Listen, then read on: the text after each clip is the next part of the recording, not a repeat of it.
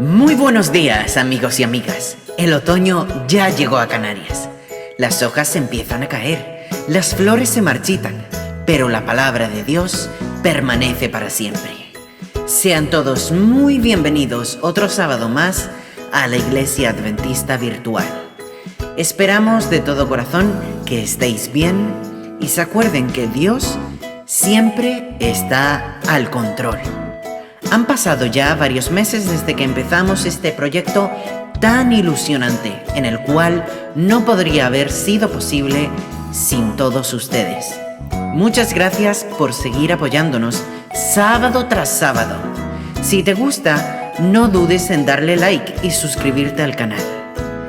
Es nuestro deseo que disfruten del programa de hoy. ¿Estáis listos? ¿Sí? Vale. Pues comencemos.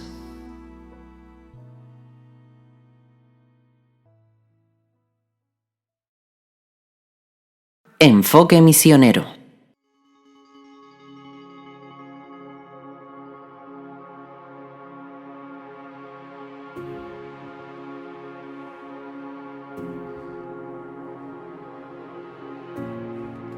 Soy Lee Ray, director del Ministerio de Discipulado del Pacífico Sur. Hoy estoy feliz en Puerto Moreray junto al pastor Kobek Tau, líder de la iglesia en esta ciudad de 800,000 habitantes.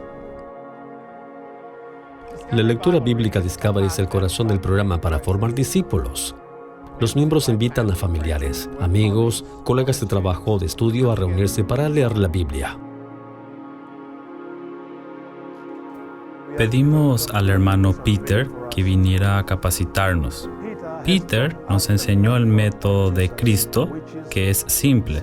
Cualquiera puede hacerlo. Es replicable, es gratis. Decidimos reestructurar la forma de ministrar en nuestras iglesias. Seguimos el modelo del libro de Hechos, de cómo crecía la iglesia del Nuevo Testamento. Convertimos las clases de escuela sabática en grupos de lectura bíblica Discovery. Hemos reorganizado las clases de acuerdo al lugar donde viven los miembros. Traemos la iglesia a sus casas y sus casas se convierten en iglesias.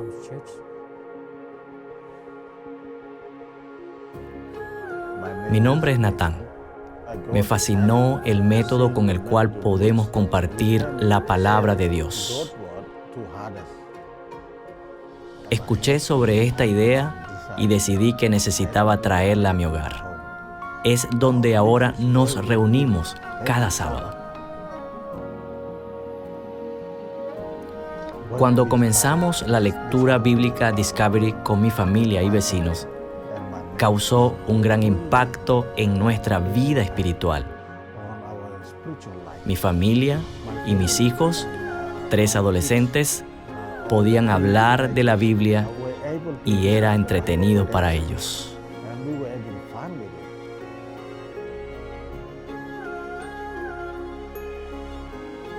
Se empieza con el Evangelio de San Marcos. Se lee una historia a la vez. Obviamente antes se ora. Una segunda persona lee y después una persona del grupo recibe la historia con sus propias palabras. El programa se construyó como 5 simples preguntas. ¿Qué es lo bueno? ¿Qué le sorprende? ¿Qué entendiste? ¿Qué obedecerás o aplicarás? ¿Y qué compartirás con alguien esta semana? Después de dialogar, oramos. Padre, gracias por estar con nosotros y ayúdanos para seguir a Jesús esta semana. Trabajo en una empresa constructora como supervisor de construcción. Después de establecer ese grupo en mi casa, decidí traer la idea a mi trabajo. Causé un tremendo impacto en mis trabajadores.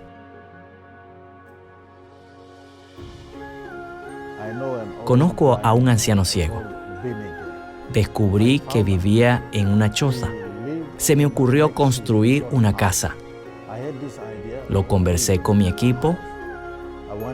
Ellos se entusiasmaron y se ofrecieron de voluntario para ayudarme. Creo que Jesús es mi Salvador. Confío en Él. Un día Él volverá y me iré con Él.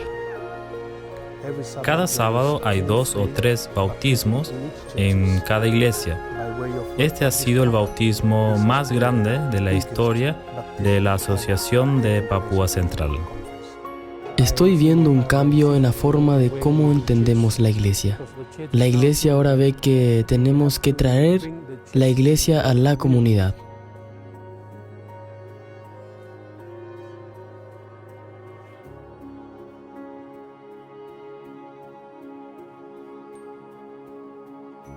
Dios usa a gente común para realizar sus extraordinarios planes.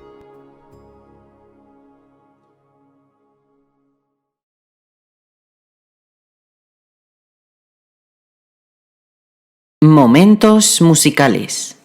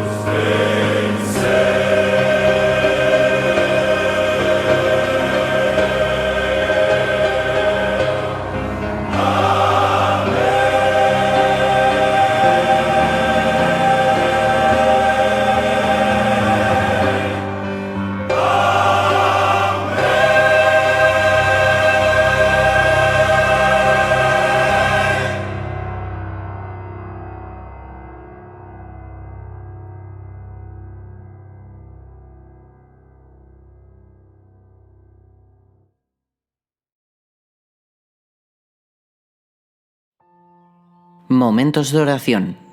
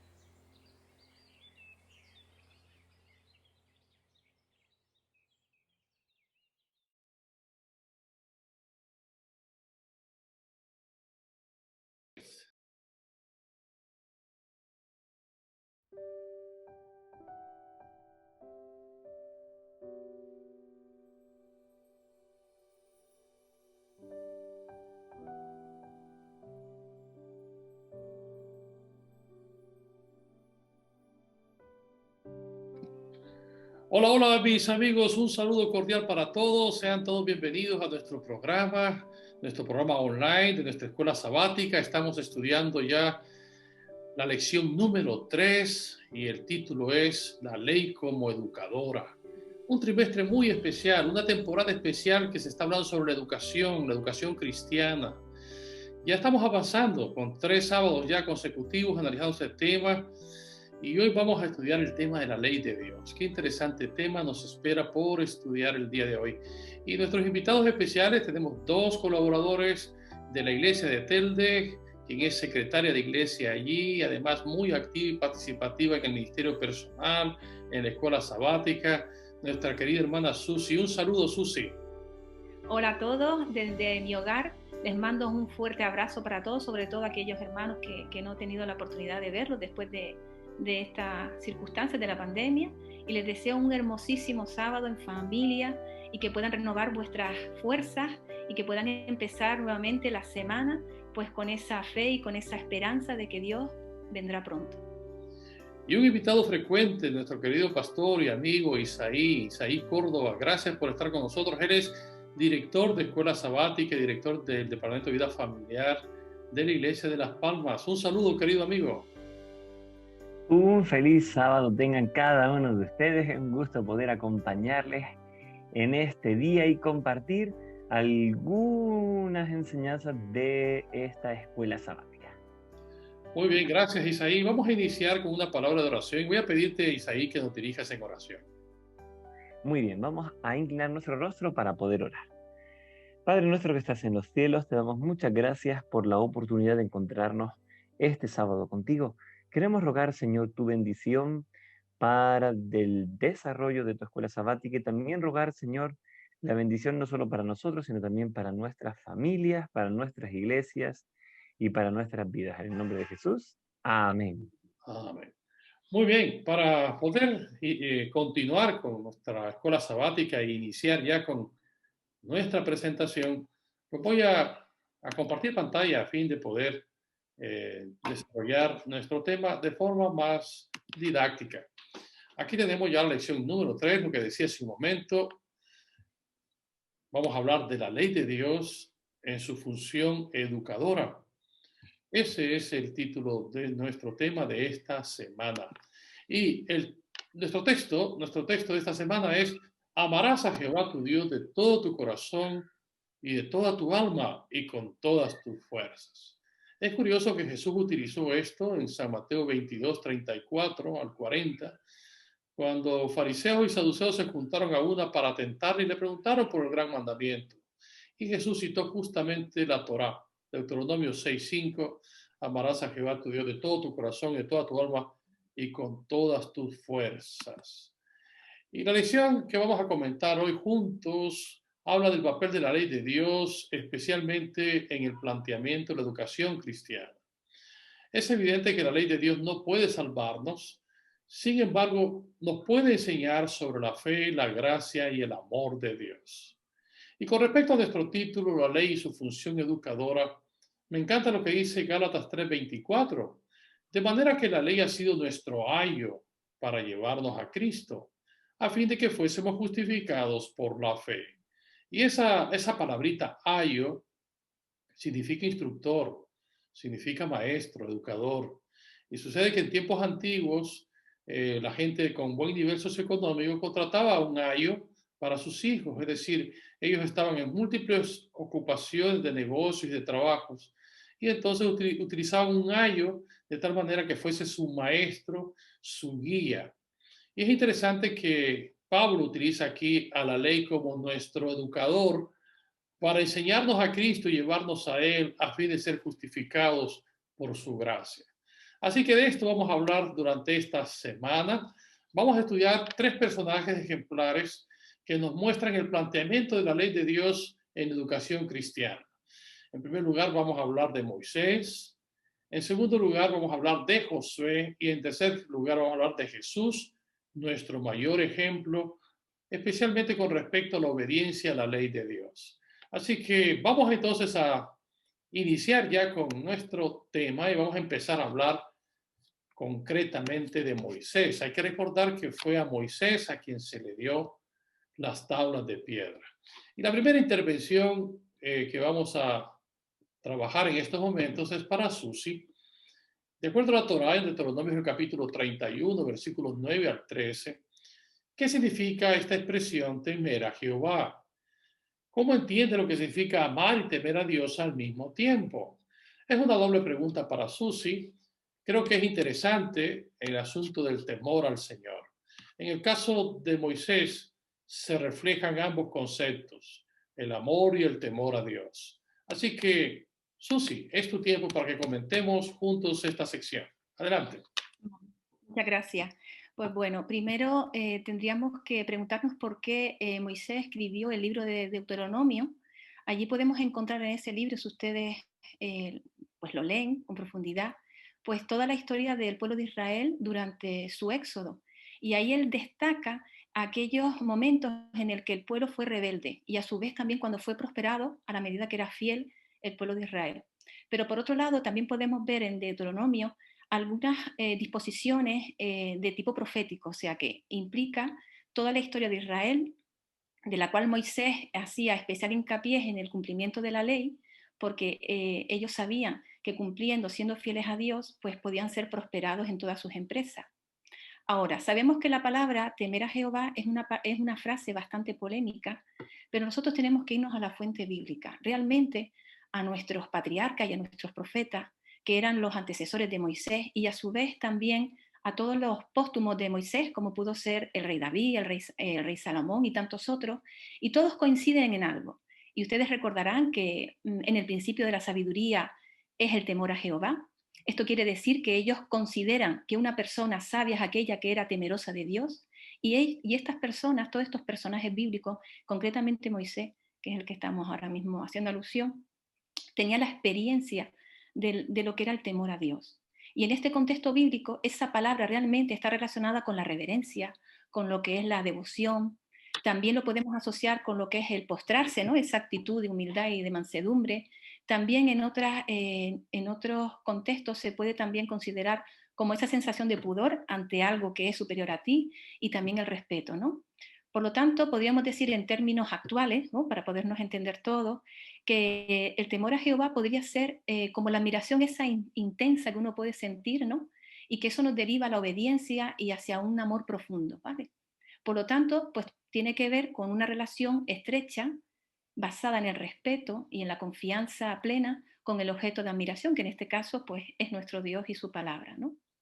En relación a la segunda pregunta que nos hace el pastor y que también, pues, los pone en la escuela sabática, ¿cómo podemos entender esto, lo que es el temor a Dios, junto con la experiencia del amor, ¿no? El sentir amor hacia Dios, ese amor profundo, ¿no?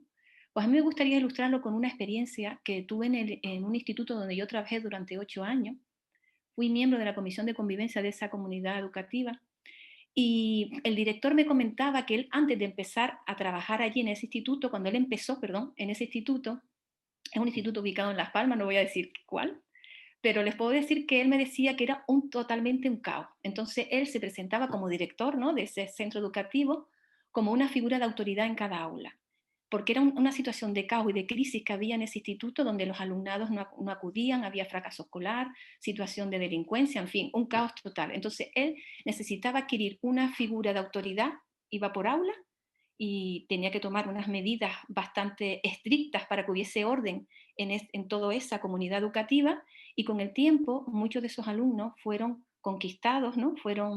Tuvieron éxito en el mundo escolar, gracias a esa figura de autoridad que en un momento dado tuvieron que poner límites importantes, y se pudo prevenir mucha delincuencia por parte de esa comunidad educativa, de ese alumnado.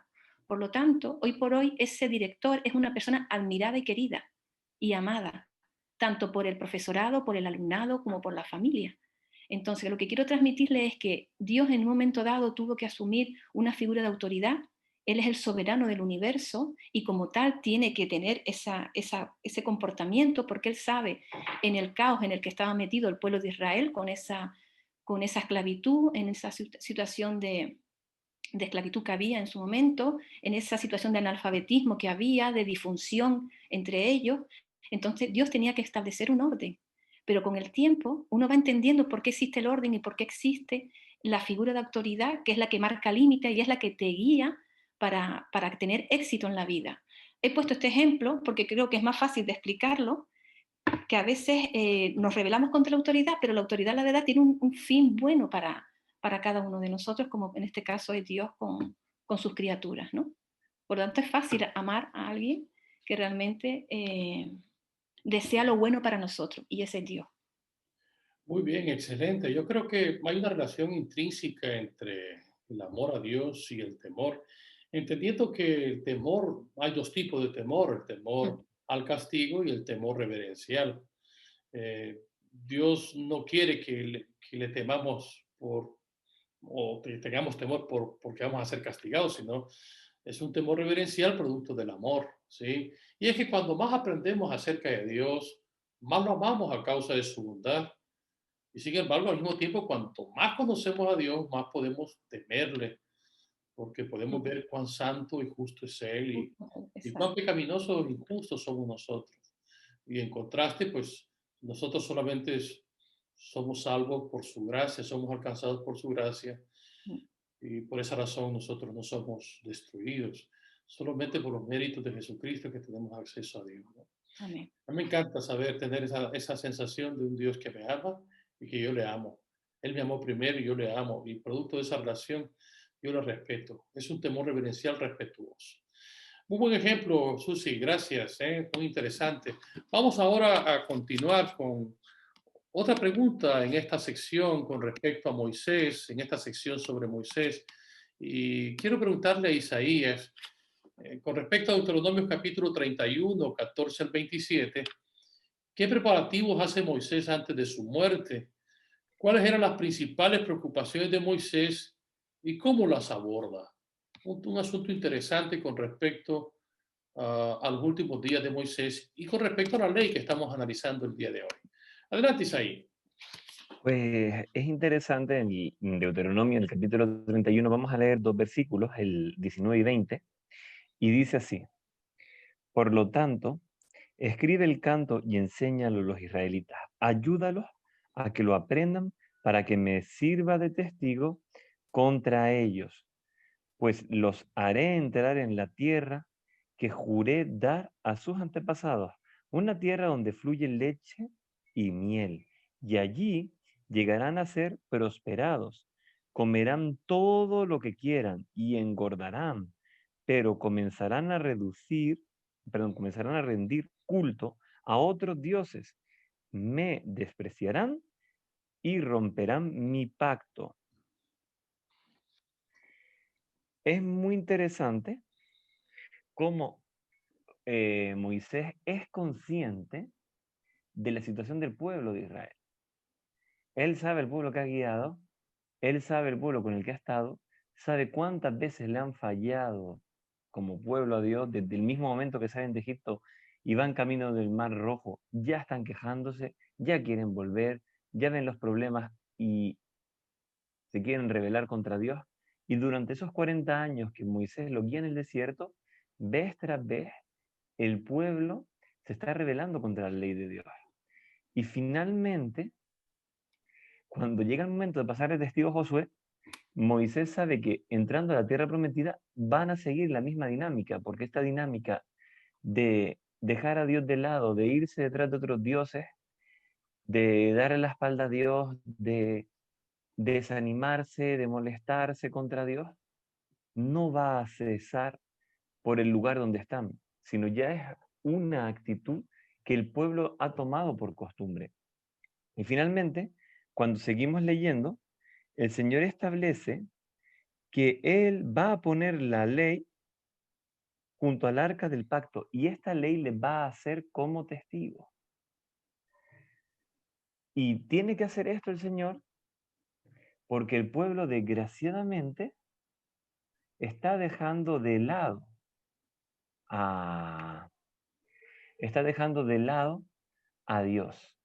Pero la preocupación mayor que Moisés tiene es justamente esta: que el pueblo se vuelva a rebelar, que vuelva a dejar a Dios de lado, que vuelva a abandonar la senda correcta, que saben que lo harán, y por eso les enseña un cántico, para ver si de esta manera el cántico que el Señor les ha hecho aprender, que el Señor le manda a Moisés que enseñe, sirve para que tomen de nuevo el camino recto cuando se desvíen, porque es seguro que se van a desviar. Y esa es una gran preocupación que tiene Moisés. Y quiere dejar el pueblo mejor preparado a Josué porque sabe que no va a ser sencillo el trabajo de Josué, porque hasta aquí no ha sido sencillo el trabajo que el propio Moisés ha tenido que llevar a cabo. Muy bien, interesante. La vida de Moisés está dividida en 3 etapas. Los primeros 40 años, mientras estuvo pues prácticamente en la casa de Faraón. Los segundos 40 años en la casa de Jetro, en el desierto. Y los últimos 40 años fue dirigiendo a la nación israelita. En 40 años, como legislador de ese pueblo, son suficientes para valorar y evaluar cómo era su gente. Él sabía cómo era el pueblo de Israel. Y por eso le dio la ley de Dios. Dios le dio la ley en el Sinaí para que el pueblo pudiese ser regido y dirigido por esta ley. Pero sí, uno de sus grandes temores era precisamente porque les conocía y él sabía muy bien que su gente sabía que volverían a ser rebeldes al llegar a su destino tan anhelado. Interesante, amigo Isaí, interesante, gracias por tu explicación sobre este asunto. Vamos entonces a continuar ahora con otra preguntita que voy a pedirle a Susi que me ayude. Piensa en la ley como un testigo contra ellos. ¿Cómo entendemos esta idea también en el Nuevo Testamento? Está ahí Romanos 3, 19 al 23. Y aquí nos dice la gran pregunta, ¿cómo nos señala la ley nuestra necesidad de la gracia? Aquí vamos a ver un poquito lo que es el propósito de la ley en el Antiguo e incluso en el Nuevo Testamento, ya que aquí habla de cómo nos señala la ley nuestra necesidad de la gracia. Así que vamos a analizar esto, Susi. Adelante. Vale, primeramente quisiera pues hablar de la ley como testigo, porque eso dice ley como testigo contra ellos. ¿Qué puede significar eso para nosotros hoy en día? A mí nosotros entendemos, y yo acabo de decir, pastor, que la ley es santa, es justa, ¿no? Y es pura, porque Dios es así también, es santo, es justo y es puro, ¿no? Porque está basada en sus principios, ¿no? Que son principios de vida y cuya finalidad es prevenir el pecado. Para eso sirve la ley, para así también perpetuar el desarrollo de los seres humanos, que somos nosotros. Esa es una de las finalidades de la ley. Ahora, ¿qué puede significar testigo? Si nosotros buscamos en un diccionario normal, ahí podemos encontrar que un testigo es aquel que declara ante un tribunal sobre hechos que conoce o que ha podido presenciar y declara en el juicio dando testimonio de ello. Por lo tanto, tenemos una ley que es santa, es pura y también es justa, pero a su vez declara algo y encima nos dice contra ello. Vamos a ver lo que puede significar la palabra contra ello. La ley me muestra o me declara mi condición natural, ¿vale? Que son mis defectos de carácter, mis emociones destructivas que pueda tener, tanto conscientes o inconscientes, ya que por la ley es el conocimiento del pecado. La ley nos instruye de lo bueno y de lo que es perjudicial también nos previene. Por lo tanto, me encuentro en una situación desesperada, esto lo planteo porque si entendemos que la ley es santa, justa, pero a su vez me declara mi condición, ¿no? Mi condición interna, mi condición de debilidad.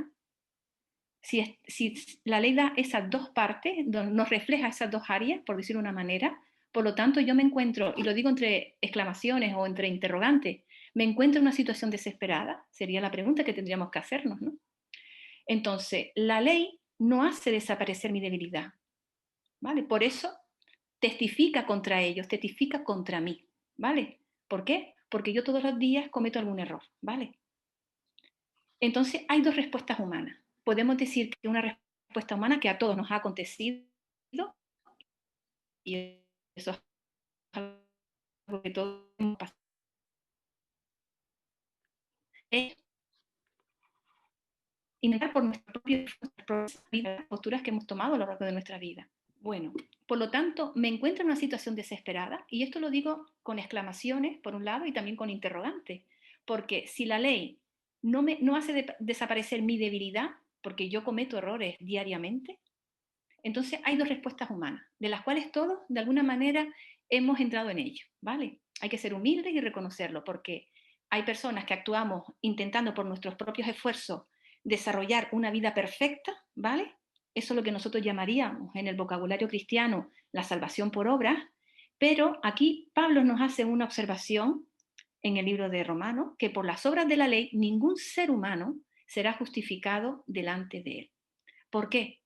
Porque la ley no tiene el efecto, no tiene la potestad o la capacidad de realizar un cambio interno en nosotros, ¿vale? En el ser humano. Tarde o temprano, por mucha vida perfecta que intentemos desarrollar por nuestras propias fuerzas, tarde o temprano caeremos en el abandono o nos castigaremos porque no llegamos a dar la talla. Entonces, eso es lo que el Señor no quiere. En todo caso, Él nos da la solución y nos da la opción de vivir, que podamos vivir esa perfección de carácter basada en su gracia. Él nos dice que Él conoce nuestra condición interna, por lo tanto, Él nos puede exigir que podamos vivir la ley a rajatabla en el sentido que por nuestros propios esfuerzos podamos desarrollarla. De ahí que Él haga la provisión pues, de la salvación de un Salvador, que es su Hijo, que Él por medio de su gracia, Él fue perfecto en toda su condición aquí humana, en esta tierra, y gracias a ese plan de salvación, a ese plan exitoso, porque tuvo éxito su plan, Él pues nos va a conllevar a largo y a corto y a largo plazo a un crecimiento, a un desarrollo espiritual, no solamente aquí en la tierra, sino también por la eternidad. O sea, no estamos solos, no estamos en una situación desesperada, aunque la ley sea testigo, me acusa, ¿no? Tengo a mi Jesús que nos puede salvar y que esa salvación es extensible para todos nosotros. Así que no desesperemos porque tenemos la gracia. Muy bien, excelente. Yo quisiera añadir que la ley tiene tres funciones. Recuerda Romanos 7, pues Romanos 3:20, lo que has comentado, por medio de la ley es el conocimiento del pecado. Eso significa que hay una función de espejo. La ley me enseña, me revela mis pecados. En segundo lugar, en Romanos 7:13, tiene una función de lupa, ¿sí? Es decir, me engrandece el pecado. Dice Pablo en el juego de palabras, de tal manera que el pecado llegase a ser sobremaneramente pecaminoso. Entonces, una función de lupa que es engrandecer el pecado a fin de que yo me sienta mal. Y finalmente Galatas 3:24 dice que el propósito de la ley es llevarnos a Cristo, es nuestra guía para llevarnos a Cristo y así ser justificados por su gracia. Entonces, es decir, que la tercera función de la ley de Dios como educadora es que podamos conocer la gracia de Jesús, que podamos conocer a Jesús en toda su plenitud y ser salvos por su gracia y justificados. Así que es maravilloso. Gracias, Susi, por ampliar este asunto y poder comentarlo. Vamos a continuar entonces ahora con Josué ahora. Vamos a entrar a Josué, que prácticamente fue el sucesor de Moisés y prácticamente él tiene que seguir la misma línea que su líder, que su asesor, que su mentor.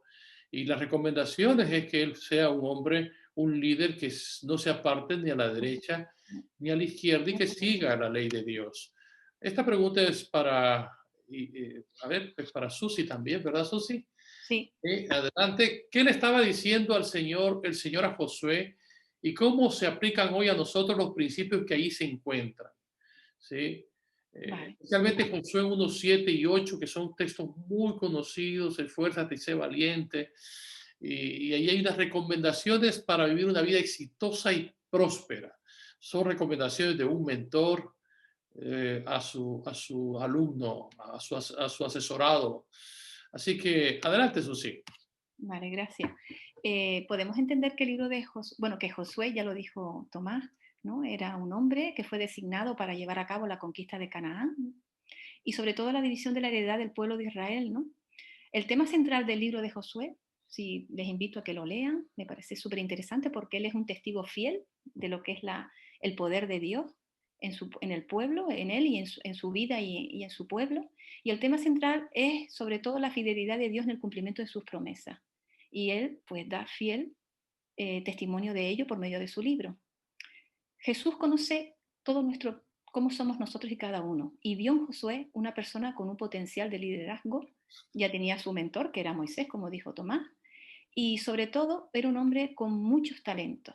Era un hombre también con rasgos de fidelidad, no solamente a su líder como era Moisés, fue un hombre prácticamente como el brazo derecho de él, o un lugarteniente, lo que llamaríamos en el mundo militar, y fue una persona que fue totalmente dócil en las promesas de Dios, ¿no? En su palabra, en el libro de Josué, él recoge una frase que le dice el Señor a él y él que le invita que solamente que se esforzara y que sea muy valiente. Es decir, Josué ya por sí era un hombre valiente, pero él le exigía, le pedía que fuera muchísimo más valiente en cuanto iba a ser líder de todo un pueblo. Sobre todo que fuera valiente para mí en meditar y cumplir sus preceptos.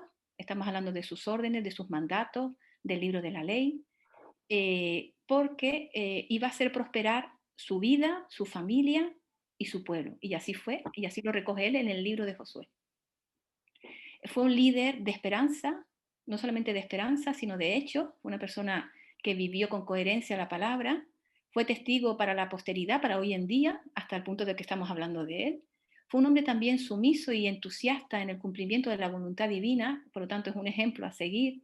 Y sus pensamientos se centraban en la prosperidad de su pueblo por pacto divino, es decir, porque él confiaba plenamente en las promesas divinas. Es verdad que él cometió un fallo también en un momento dado de su vida, y también lo hace mención en el libro, no lo voy a contar para que ustedes lo lean, y tenía suficiente experiencia del pasado durante su trayectoria con Moisés para considerar en todo momento que Dios era soberano y que estaba al control de su vida y de todo un pueblo que en sí era como era, ¿no?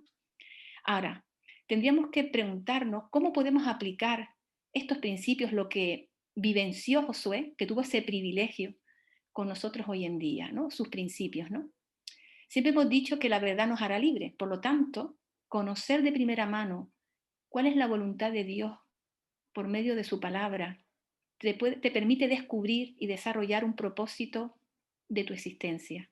Eso sería uno de los principios. El conocer, el aprender, el instruirte por medio de la palabra, para que conozcas los propósitos que Dios tiene para ti y para mí. Otro principio que a mí me parece que está latente, ¿no?, en la vida de Josué, es que él ejercitó el músculo de la fe. A mí me gusta explicar la fe como un músculo, porque el músculo hay que ejercitarlo, si no lo ejercitas sabemos cómo nos quedamos, muy flojos, ¿no? Entonces, él ejercitó la fe, una fe centrada en las promesas de Dios, fue testigo de muchas cosas, ¿no?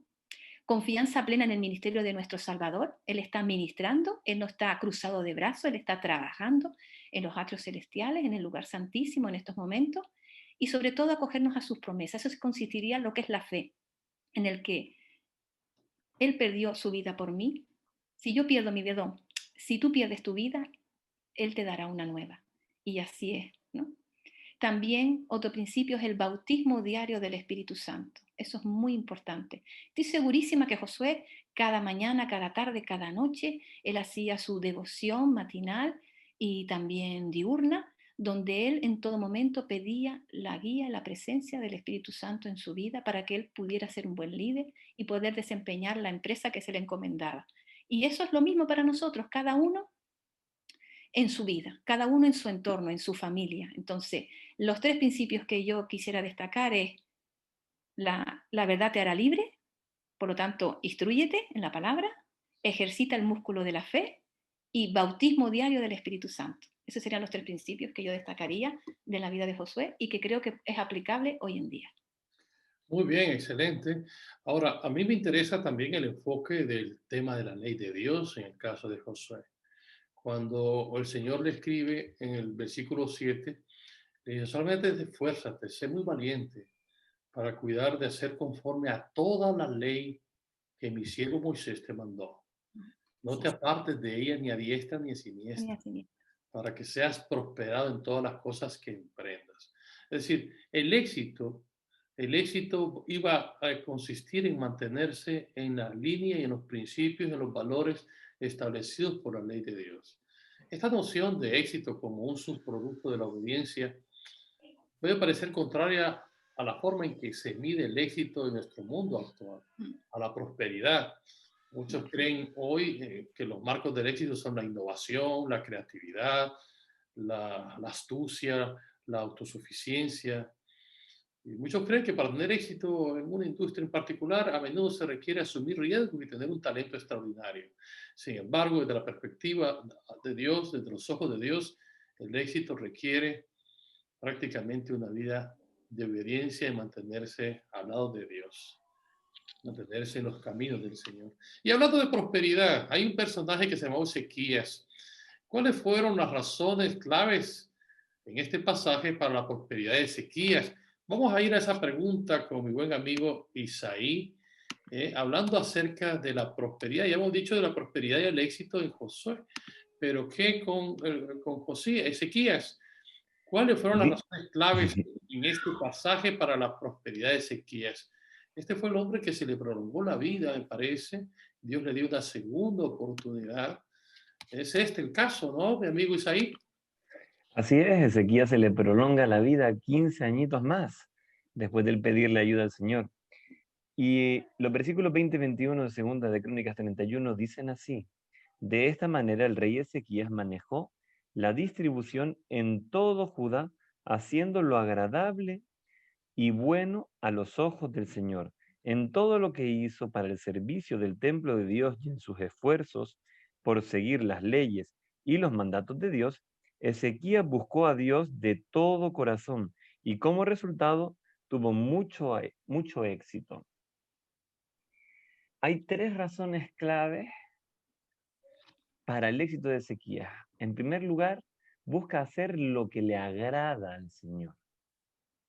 No busca hacer su propia voluntad, no busca hacer lo que a Ezequías le conviene, sino busca hacer lo que le agrada al Señor, porque Ezequías sabe que lo que le agrada al Señor es lo que al propio Ezequías le va a convenir. Busca hacer lo bueno. ¿Por qué? Porque lo bueno es justamente lo que el Señor manda. Por eso busca también hacer lo bueno, porque es lo que el Señor manda y sabe que lo que el Señor manda es lo correcto, es lo adecuado. El Señor no le iba a mandar algo incorrecto, no le iba a pedir que desarrollase una actividad que no fuese una actividad coherente y que no fuese una actividad del agrado de Dios. Y en tercer lugar, busca a Dios de todo corazón. Ezequías no hace solamente lo agradable y lo bueno, no lo hace porque considere que es lo apropiado simplemente, sino porque él ha buscado a Dios de todo corazón. Y cuando buscas a Dios de todo corazón, te das cuenta que lo que le agrada al Señor te beneficia a ti, que lo que es bueno para el Señor es bueno para ti. Pero eso solamente se consigue con una comunión constante. Y esto tuvo Ezequías, tuvo una comunión constante con Dios, de la misma forma como antes Susi mencionaba, Josué también tuvo esta comunión constante con Dios y Moisés tuvo esta comunión constante con Dios. Por lo tanto, las razones clave son comunes a los diferentes personajes bíblicos y nos muestra que el éxito bíblico, o sea, el éxito espiritual, que es el éxito correcto, solamente lo vamos a alcanzar si tenemos una buena comunión con Dios, al cual debemos buscar siempre de todo corazón. Muy bien, excelente. Pues Ezequías también fue un hombre que buscó a Dios y Dios lo prosperó y lo bendijo. Pues ahora conviene terminar ya nuestra lección con la tercera sección. Y la tercera sección es Jesús y la ley de Dios. Jesús dio propuestas claras con respecto a la ley de Dios. Hoy en día hay gente que piensa que Jesús la abolió, los principios de la ley divina. Jamás hay un escrito en la Biblia que Jesús haya ido en contra de la ley divina, la misma ley que él dio en el Génesis, porque fue Jesús, en el Éxodo, perdón, fue el mismo Jesús que dio la ley en el Éxodo. Yo soy el que soy, es Jesús. Es el mismo Dios que dio la ley en el Antiguo Testamento y pues no se va a contradecir en el Nuevo Testamento. Jesucristo dice, yo soy el mismo ayer, hoy y por todos los siglos. Él es el que dio la ley en el Sinaí. Entonces, hay una pregunta importante con respecto a esto. En los siguientes pasajes, Lucas 2, 51 y 52, que habla del desarrollo y las facultades de Jesús, Filipenses 2.8, donde dice que fue obediente hasta la muerte, Hebreos 5.8, Juan 8, 28 y 29, ¿cómo nos recuerdan la obediencia de Cristo a lo largo de su vida? ¿Fue Jesús obediente a los principios de la ley de su Padre? Muy bien, Isaí, una vez más te pido que nos ayudes en esta sección. El Señor fue obediente, por supuesto, a la ley de su Padre. Como bien mencionaba, el Señor en ningún momento transgrede la ley de su Padre, transgrede la ley de Dios. Más bien al contrario, nos invita a que nosotros cumplamos la ley de Dios por amor a Él, al propio Jesús y a nuestro Dios. Vamos a leer el texto de Filipenses 2.8 y dice así, el texto de Hebreos. Vamos a leer el texto de Hebreos 5.8 y dice así, aunque era hijo de Dios, Jesús aprendió obediencia por las cosas que sufrió. El Señor en este mundo los acontecimientos que fue viviendo le enseñaron a ser obediente a la ley de Dios. Cuando él se queda en el templo y sus padres regresan a Nazaret, él se queda debatiendo con los doctores de la ley. Cuando sus padres le dicen que tiene que volver, él obedientemente regresa. Se convierte Jesús poco a poco en un adulto fiel a la ley de Dios. Conforme va aprendiendo lecciones en su hogar, él las va poniendo en práctica de manera automática. Es decir, él aprende y lo pone en práctica. No espera a ver qué será, sino él cumple con el mandato divino. Dice Ellen White que su madre fue la que se preocupó especialmente de su educación. No lo mandó a ninguna escuela. Ella se encargó de educarlo y de instruirlo en el camino del Señor, en la ley de Dios. Por lo tanto, el Señor cumplió con la ley, obedeciendo la ley de Dios por amor a su Padre, por amor a Dios. ¿Qué hace Jesús para cumplir la ley? Mantiene una comunión regular con Dios, como vimos antes con Moisés, con Josué, con Ezequías. El Señor pasaba horas en oración, pasaba tiempo ayunando, orando, en vigilia. Y eso fortaleció sus lazos con su Padre Celestial. Fortaleció su vida espiritual. Lo ayudó a cumplir la ley. Y no a cumplirla por mandato, sino por amor a su Padre Celestial. Por lo tanto, cuando Jesús estuvo en este mundo, nos dio un ejemplo de que se puede vivir cumpliendo la ley de Dios, de que es posible hacerlo, y de que es un gozo hacerlo, y de que es un beneficio maravilloso para nuestras vidas el cumplir la ley de Dios. Por esta razón, es la importancia que debe tener para nosotros la ley. Y debemos siempre poner nuestra vista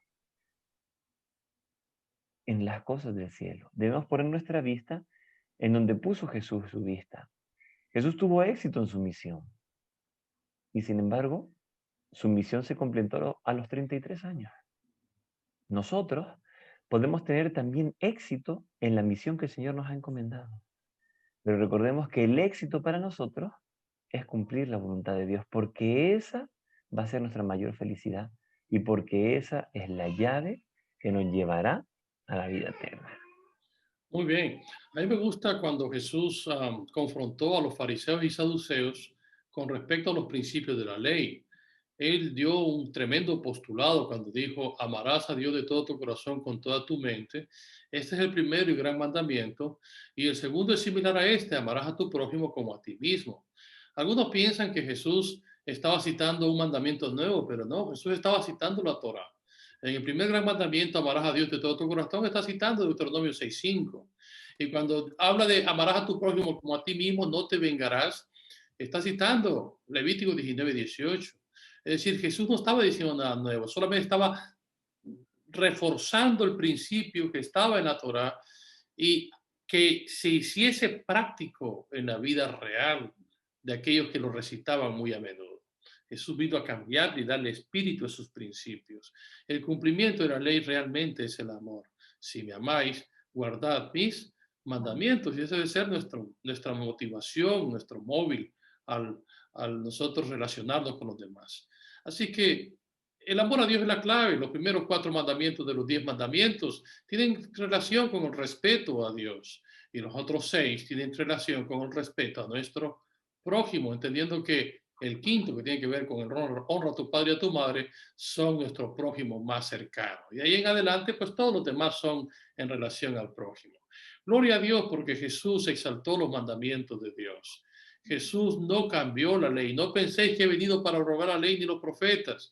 No he venido para abrogarla, sino para cumplirla. Así que yo creo en un Jesús que fue obediente, y es más, obediente hasta la muerte, como dice Filipenses, y muerte de cruz. Cristo tuvo que cumplir toda justicia muriendo por nosotros. La paga del pecado es muerte, pecado es transgresión de la ley. Cristo murió para cumplir toda justicia. Bueno, mis amigos, hemos llegado prácticamente al final de nuestro estudio de esta semana. Quiero agradecerles por su participación. Hemos llegado prácticamente a la conclusión Y tenemos un minuto para que cada uno de ustedes participe en esta última sección.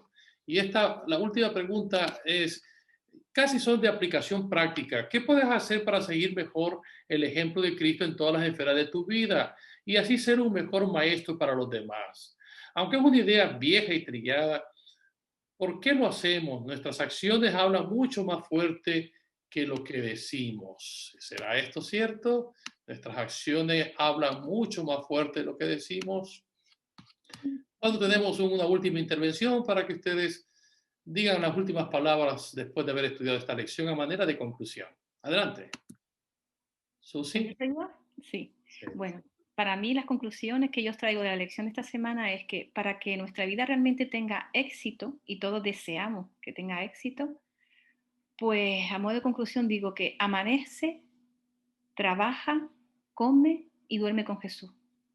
Él cumplió la ley por ti, por mí, pagó las consecuencias de la ley y lo hizo por ti y lo hizo por mí. Y por su fiel obediencia, Él nos regala su gracia divina para que puedas crecer y yo pueda también crecer a la estatura de un verdadero hijo o hija de Dios. Y me acojo un texto que me encanta, que también lo señala la escuela sabática en otras lecciones anteriores, que me enamoré del texto, que es de 2 de Pedro 1, 4 y 5, y Pedro nos dice, por medio de estas cosas nos ha dado preciosas y grandísimas promesas, para que por ellas lleguéis a ser participantes de la naturaleza divina. Por esto mismo, poned toda diligencia en añadir a vuestra fe virtud, a la virtud conocimiento, al conocimiento dominio propio, al dominio propio paciencia, a la paciencia piedad y a la piedad afecto fraternal y por último, por supuesto, el amor, ¿no? Y todos queremos alcanzar todo esto. Y yo me acojo a la gracia de Dios. Te invito a él. Amén. Isaí, tus últimas palabras. Pues suscribo todo lo que Susi menciona y simplemente añadirles, busquen al Señor cada día, búsquenlo de corazón y verán qué maravilloso es vivir con Él. Y aquello que atesoren en su corazón mostrará todas y cada una de las obras que ustedes realicen. Si el Señor es lo primero en sus vidas, van a tener una vida plena y van a poder disfrutar también de la vida eterna. Que Dios les bendiga. Amén, amén. Yo diría a manera de conclusión, la ley es nuestro ayo para conducirnos a Cristo. Y en Cristo encontramos redención, justificación, perdón de nuestros pecados. Somos salvados por su gracia. Así que gloria a Dios por Jesús, ¿no es cierto? Jesús y la ley están de la mano, ¿cierto? La ley demanda justicia y Cristo Jesús, en Él encontramos gracia y misericordia, ¿cierto? Así que gloria a Dios por eso, porque en Cristo Jesús nuestra salvación es real. Bueno, Susi, ¿quieres dirigirnos en oración para concluir? Sí. Bendito Señor, te damos las gracias por el privilegio que nos da de poder conocerte por medio de tu palabra. Gracias, Señor, porque tú quieres salvar a toda la humanidad sin hacer ninguna excepción de nadie, sin excluir a nadie. Tú nos has dado ese derecho, mi Señor, y para nosotros debería ser un deber aceptar ese plan de salvación que tú tienes para nosotros. Gracias, Padre Santo, por esa ley que nos dirige, que nos ayuda, nos da sabiduría, que nos aporta pues una vida de éxito, mi Señor, para no errar, para no pecar y sobre todo, Señor, para mostrar al mundo lo hermoso y grande que tú eres por medio del testimonio nuestro. Perdona, Señor, cualquier error cometido, las veces que hemos infringido tu ley. Y te pido, Señor, todo esto, no en mi nombre, sino en el nombre precioso que es tu Hijo Jesús. Amén. Bueno, amigos, muchas gracias por haber participado en esta lección de Escuela Sabática. Gracias, Susi, gracias, Isaí, y gracias a nuestros hermanos que sábado tras sábado están con nosotros en nuestra iglesia online aquí en la isla de Gran Canarias, nuestras 5 iglesias. Un saludo para todas, nuestra iglesia de vecindario, nuestra iglesia de Telde, nuestro grupo de ingenio, nuestra iglesia de Tamaraceite y nuestra queridísima iglesia de Las Palmas. Un saludo, bendiciones para todos, que Dios me los guarde y feliz sábado.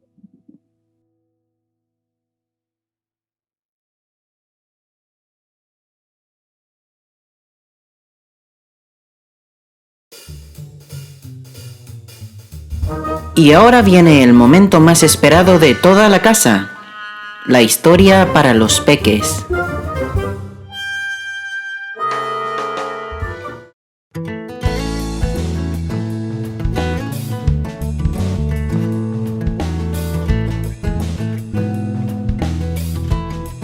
Hola chicas y chicos, la historia de hoy se llama Echado a pastar.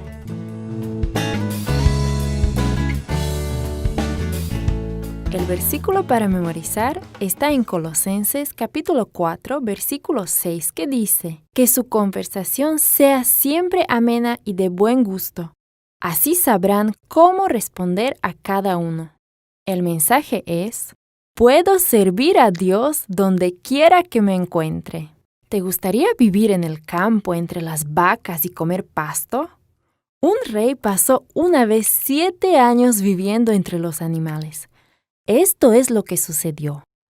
El rey Nabucodonosor estaba muy preocupado por el sueño de la gran imagen, pero luego se sintió muy halagado de que su reino de Babilonia fuera el número 1.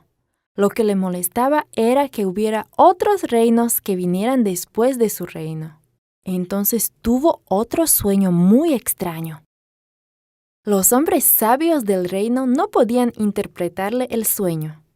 Así que una vez más Nabucodonosor mandó traer a Daniel. Le contó a Daniel su sueño, que era más o menos así. Soñé con un árbol muy grande que estaba en medio de la tierra. Era realmente enorme y parecía que llegaba al cielo. Las hojas eran hermosas y estaba lleno de frutos. Las aves hacían nido en sus ramas y los animales se abrigaban debajo de él. Entonces vi de pronto a un mensajero santo y escuché una fuerte voz del cielo que decía: derriba el árbol, córtale las ramas. Di a los animales que se vayan de debajo de él y a las aves que encuentren otro lugar para poner su nido. Pero deja parte de su tronco en la tierra y sujétalo con hierro y bronce y entre la hierba del campo.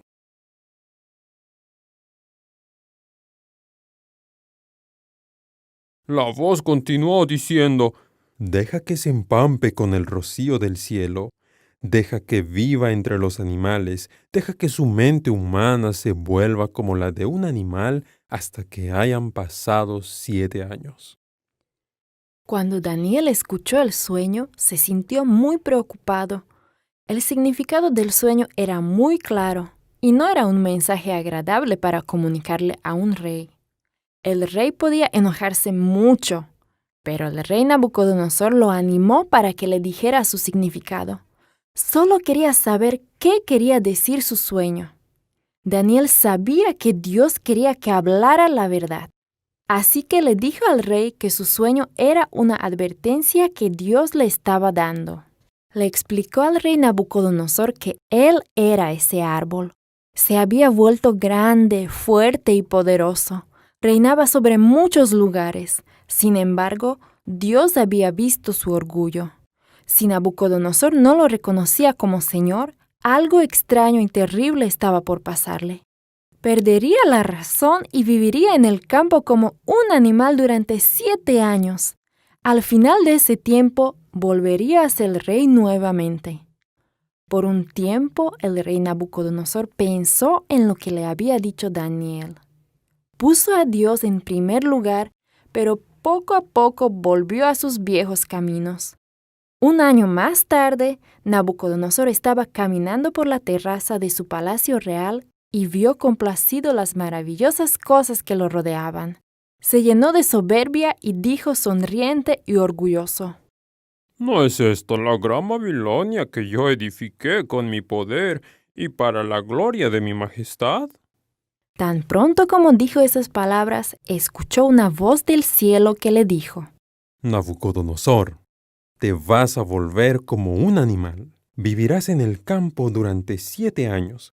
Al final de ese tiempo me vas a reconocer como Señor.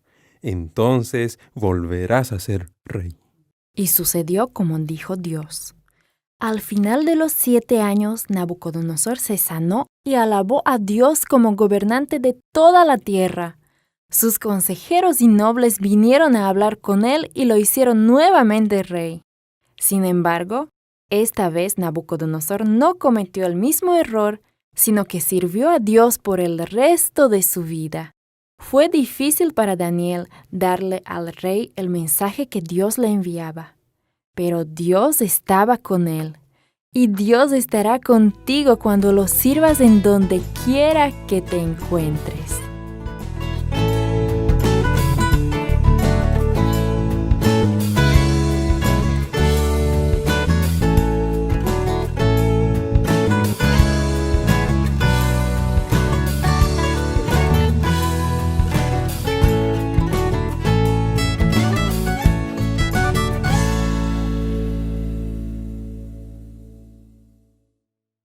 Momentos musicales.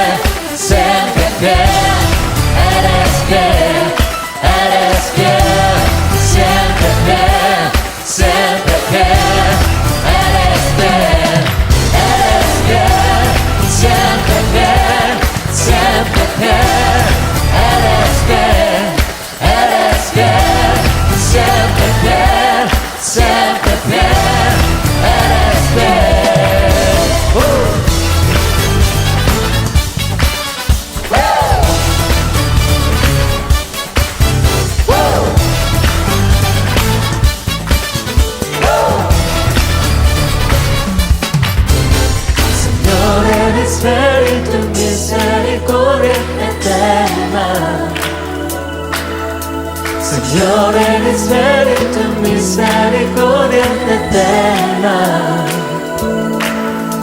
Señor, eres fiel y tu misericordia eterna. Señor, eres fiel y tu misericordia eterna. Gente de toda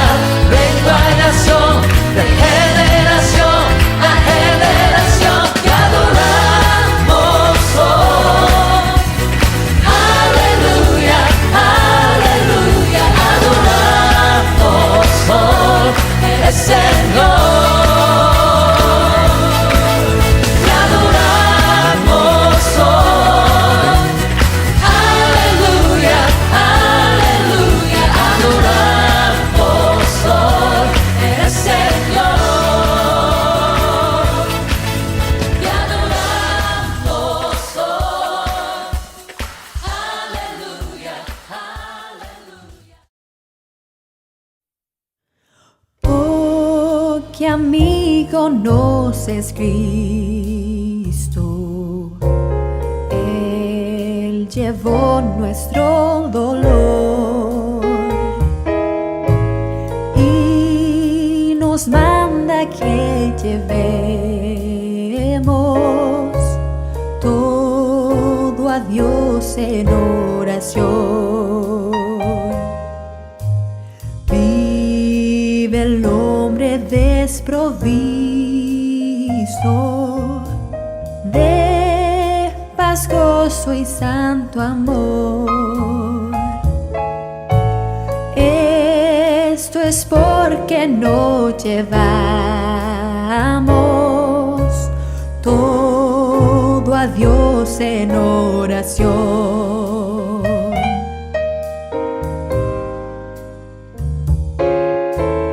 Vives débil y cargado de cuidados y temor. A Jesús, refugio eterno, dile todo en oración.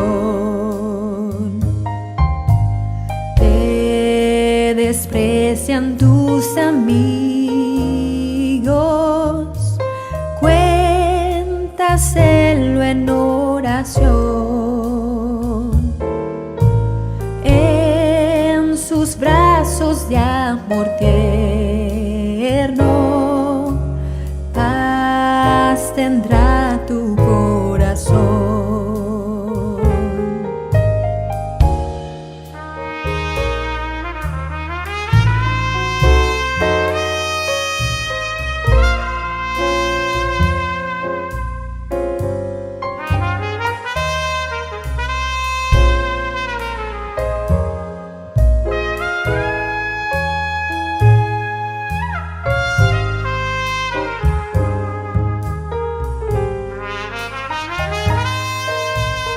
El castigo de su pueblo,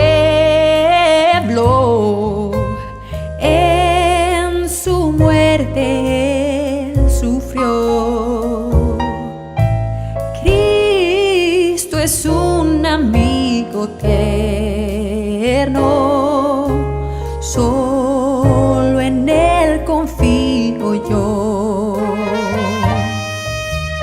Solo en él confío yo.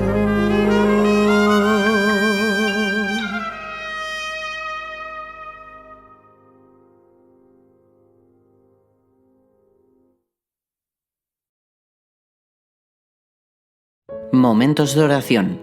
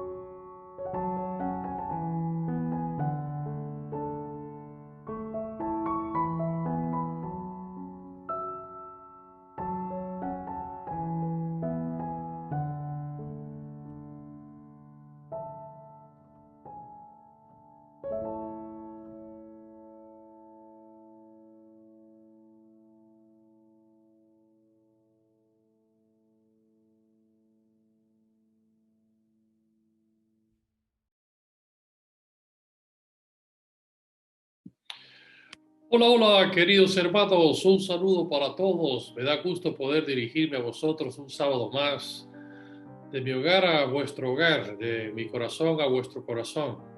Un saludo para nuestros hermanos allá en vecindario, en el grupo de Ingenio, nuestros hermanos en Telde, mis queridos hermanos de Tamaraceite y mis hermanos de la Iglesia de Las Palmas. Me gozo poder compartir una vez más el mensaje de la palabra de Dios. Quiero invitarte a orar conmigo para iniciar con el mensaje de hoy. Nuestro Padre y nuestro Dios que estás en los cielos, quiero suplicarte tu bendición, Señor, que te quedes con nosotros en estos momentos que vamos a iniciar con el mensaje de este sábado. Guíanos, Señor, en el estudio y en la reflexión de tu palabra, porque te lo imploramos, Señor, en el nombre de Jesús. Amén. Muy bien, voy a compartir pantalla para iniciar con el mensaje de hoy, de tal manera que mi mensaje pueda ser más claro a la hora de presentarlo. Hoy el título de nuestro tema es Como en los días de Lot. Hace 2 semanas, que fue la última vez que prediqué, les presenté el sermón Como en los días de Noé. Hoy he decidido predicarles la continuación, que sería Como en los días de Lot. Y para eso voy a invitarte a abrir la Biblia en Lucas capítulo 17, de los versículos 28 al 30. Dice las Sagradas Escrituras: Asimismo como sucedió en los días de Lot, comían, bebían, compraban, vendían, plantaban, edificaban. Mas el día en que Lot salió de Sodoma, llovió del cielo fuego y azufre y lo destruyó a todos.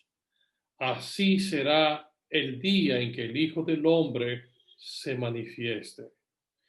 Dice el versículo 32, acordaos de la mujer de Lot.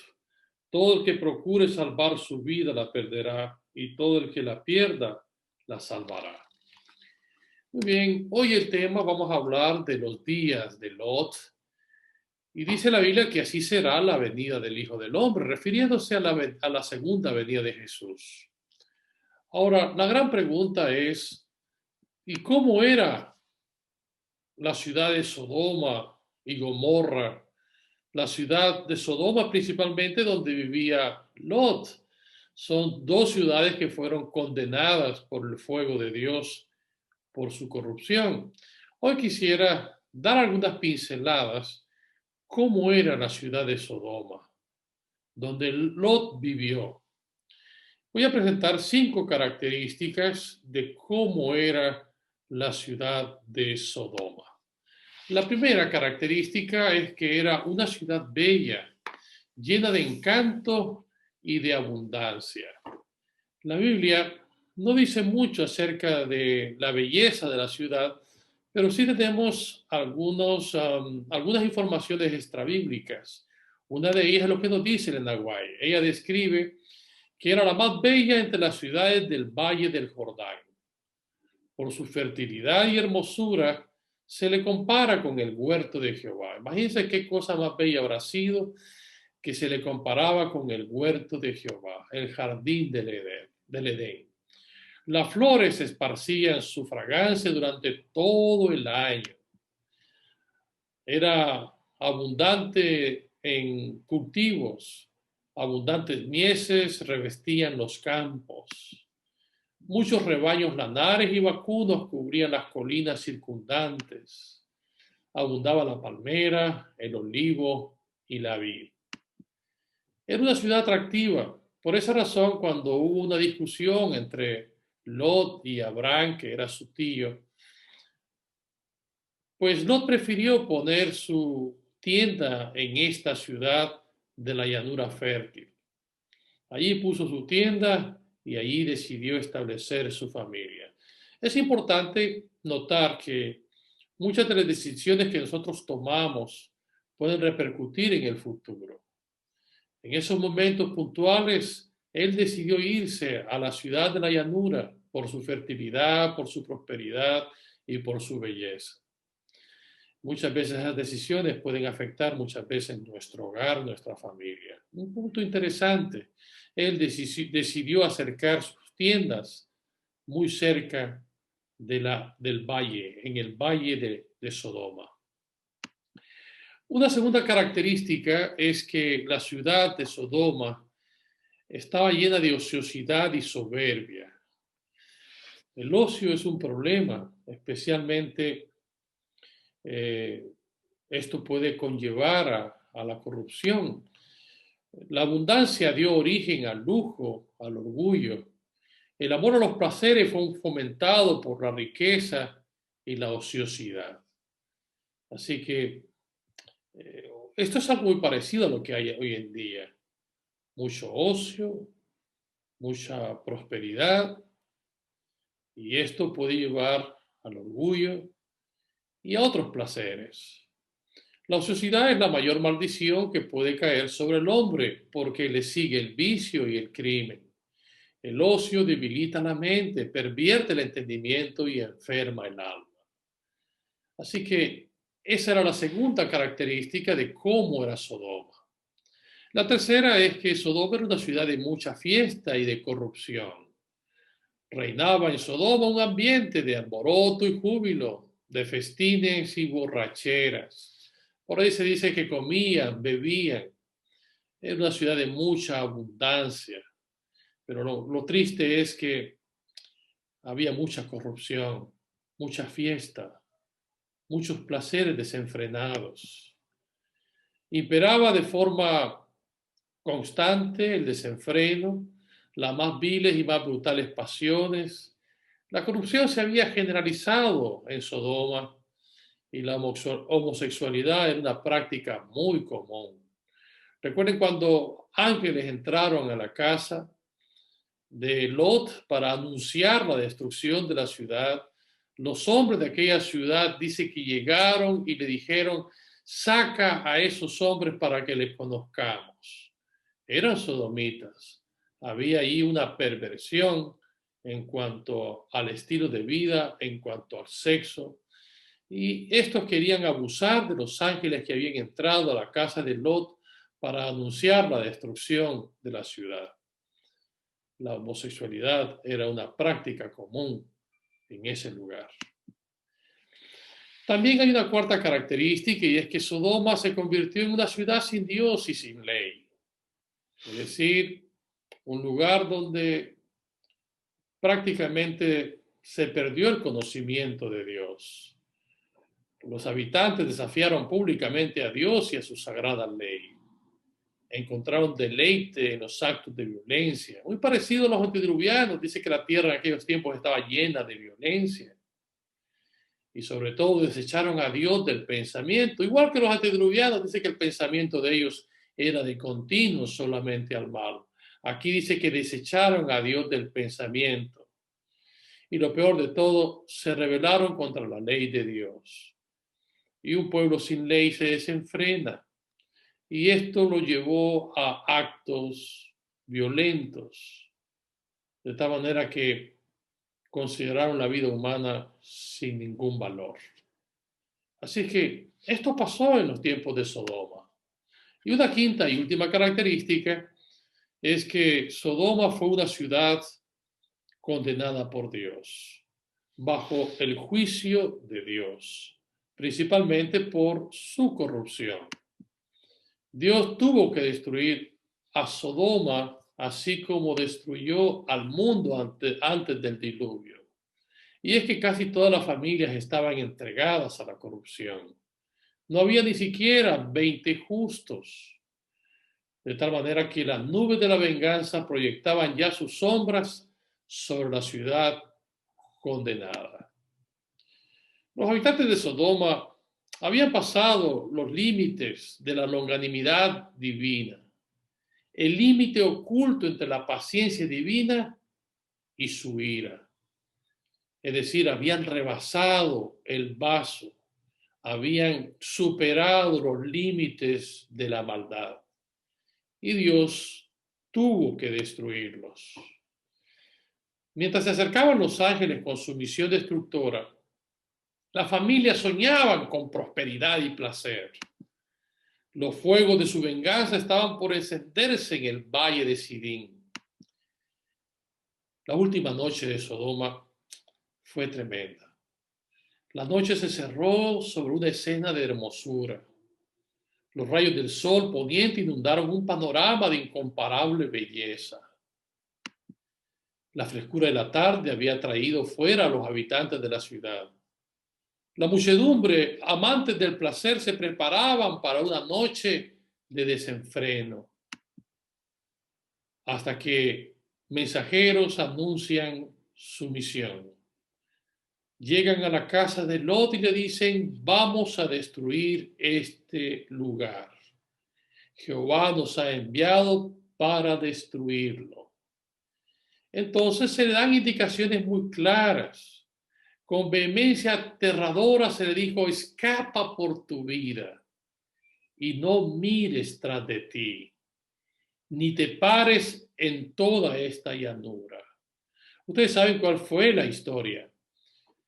Salió Lot con su familia y su mujer miró hacia atrás.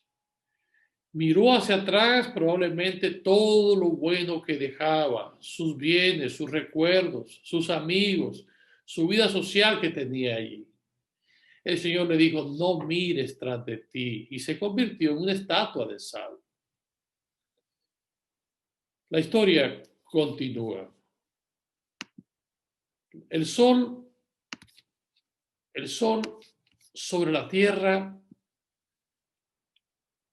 prácticamente sus rayos matutinos parecían anunciar un día de prosperidad y de paz.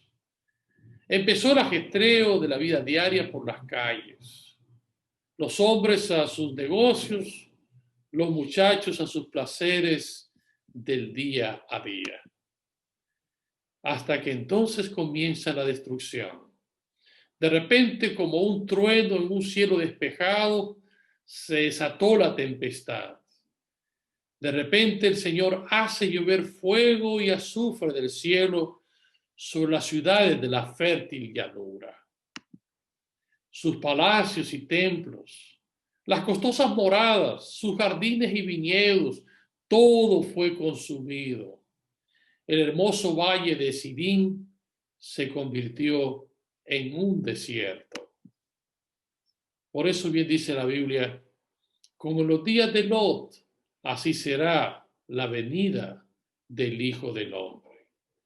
¿Cuántas de estas características que menciona Lucas se están cumpliendo hoy? Por eso dice Jesucristo en Mateo 24: de la higuera aprended la parábola. Cuando su rama ya se pone tierna y echa las hojas, sabéis que el verano está cerca. Así también vosotros, cuando veáis todas estas cosas, sabed que Él está cerca, a las puertas. Por tanto, velad, porque no sabéis en qué día vuestro Señor viene. Pero comprended esto: si el dueño de la casa hubiera sabido a qué hora de la noche iba a venir el ladrón, hubiera estado alerta y no hubiera permitido que entrara en su casa. Por eso también vosotros estad preparados, porque a la hora que no pensáis, vendrá el Hijo del Hombre. Entonces, ante esta historia que les he contado, ¿qué debo hacer? Mantenerte vigilante, velando y orando, y sobre todo, estad preparados, porque el Hijo del Hombre vendrá cuando menos lo pienses. Yo quisiera que tú estuvieses preparado para el encuentro con nuestro Dios. El Señor muy pronto vendrá. El tiempo se acaba. Hoy todavía es un tiempo de gracia. Hay un tiempo de oportunidad. Las condiciones son semejantes a las que sucedieron en Sodoma y Gomorra. Eran ciudades de ocio, de corrupción y de violencia y maldad. Hoy en día son circunstancias parecidas. Jesús está muy pronto a venir. Velad y orad. Yo quisiera que tú recuerdes, el Señor ha prometido volver, y cuando Él venga, Él quiere llevarte contigo al reino eterno que Él ha preparado para nosotros. Él va a crear cielos nuevos y tierra nueva. Yo quiero habitar allí. Y Dios permita que tú también seas parte de ese lugar y podamos habitar juntos en la tierra nueva que Él ha preparado para nosotros. Que aquel gran día tú puedas decir: he aquí está nuestro Dios, lo hemos esperado y Él nos salvará. Vamos a concluir con una palabra de oración. Nuestro Dios y nuestro Padre que estás en los cielos, gracias porque tú nos has orientado que como en los días de Noé, así será la venida del Hijo del Hombre. Pero también nos orientas que así como en los días de Lot, también así será la venida del Hijo del Hombre. Suplicamos que nos ayudes a mantenernos vigilantes, velando y orando, y sobre todo a estar preparados para el encuentro contigo. Danos tu bendición, Señor, porque te lo imploramos en el nombre de Jesús. Amén. Bendiciones para todos, que Dios los guarde, que sigan fieles al Señor desde sus hogares. Algunos todavía no se pueden congregar o han decidido no congregarse hasta que esta pandemia termine. Es respetable. Yo les acompaño en vuestros hogares en oración y que Dios les bendiga. Manteneos fieles al Señor, velando y orando. Tengan todos un feliz sábado.